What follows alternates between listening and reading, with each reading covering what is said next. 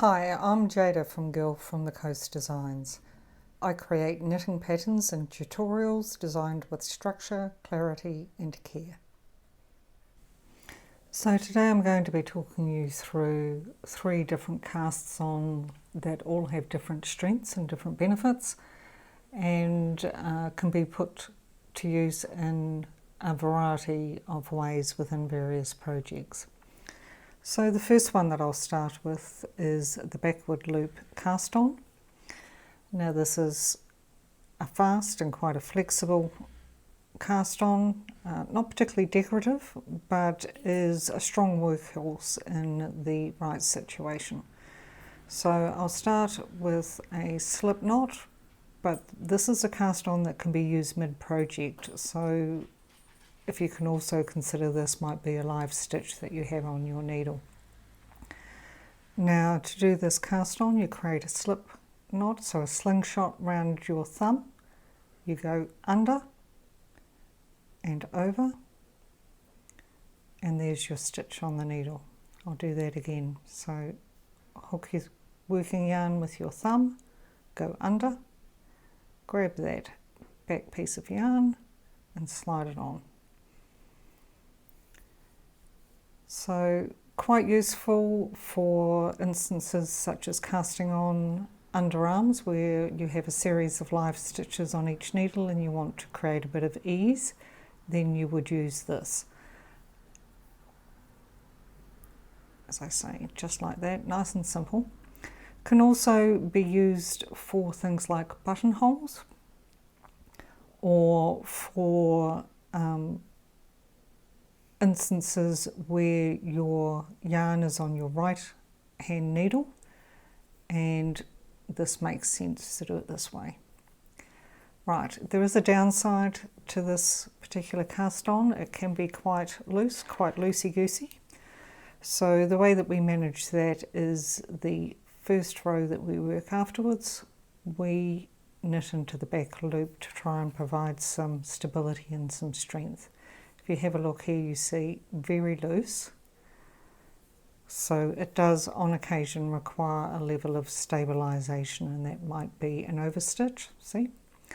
A overstitch, a whip stitch, or something like that if you're working around a buttonhole.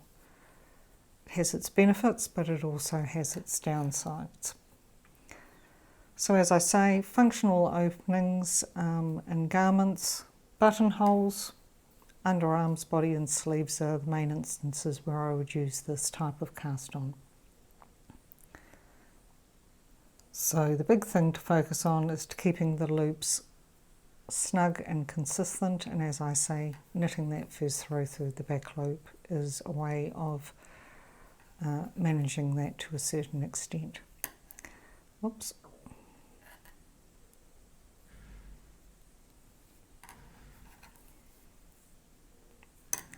So there we are, that's the backward loop cast on.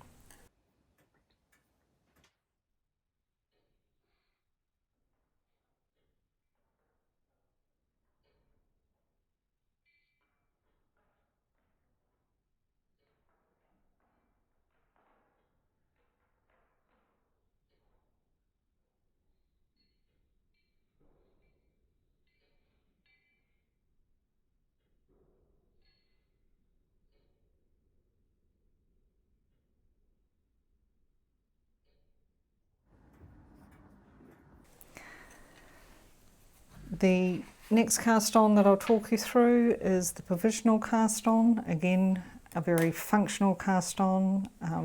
It has a number of really discrete purposes.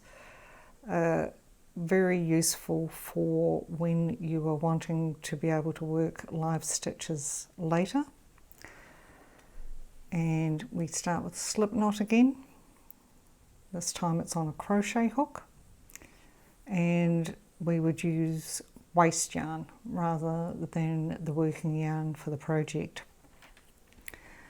So for the crochet provisional cast on, we take our yarn and behind our needle, we grab it with a crochet hook, and I'm not a crocheter, so I always find these first steps quite awkward.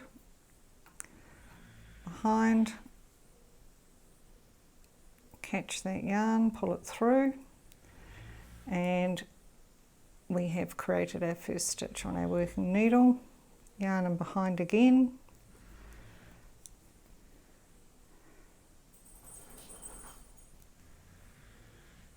and so on down the needle. As I say, I'm not a crocheter. I find these first ones really awkward, but then you do get into a rhythm and off you go. And that creates a crochet chain down the needle.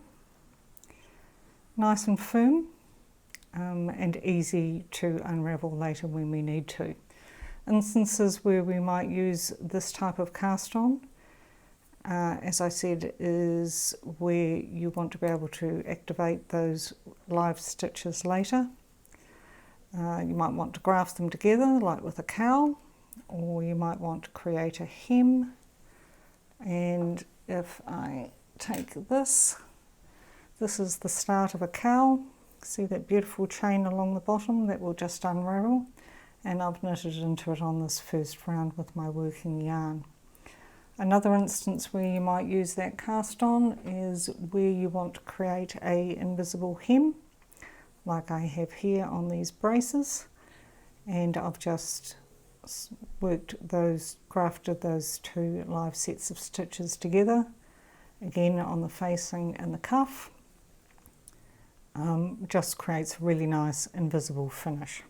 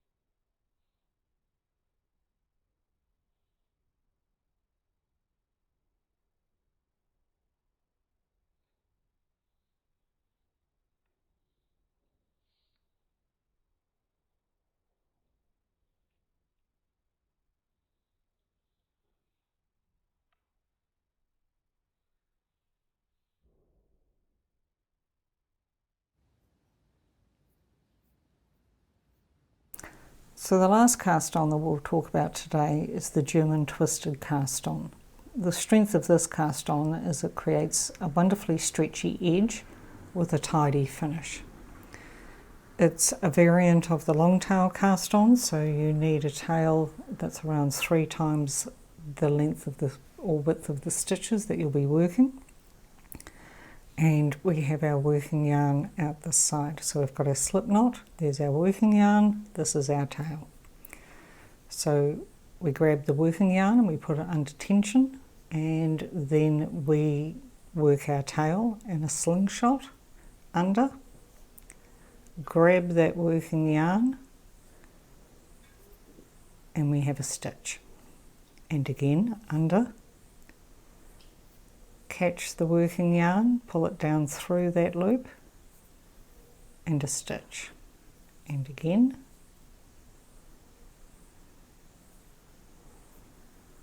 there we go. You know that there can be a tendency for these stitches to be very tight, so if you are a tight knitter, you might want to consider going up a size in your needle so that these stitches are more easily workable on that first row, because it can be a bit of a battle if they're tight, but creates a beautiful tidy edge along the bottom that ends up being stretchy.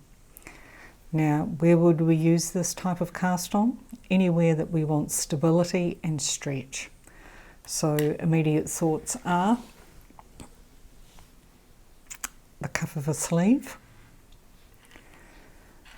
a neckline, cuff of a hat, where you want a beautiful tidy edge, stretch, but stability.